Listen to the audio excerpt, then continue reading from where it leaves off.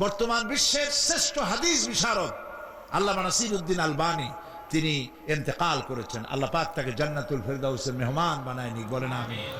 তার লেখা বই আছে রাসূলুল্লাহ সাল্লাল্লাহু আলাইহি ওয়াসাল্লামের নামাজ, বইয়ের নাম রাসূলুল্লাহ সাল্লাল্লাহু আলাইহি ওয়াসাল্লামের নামাজ, ছোট্ট একটা বই। এই বইটা আপনারা কিনবেন।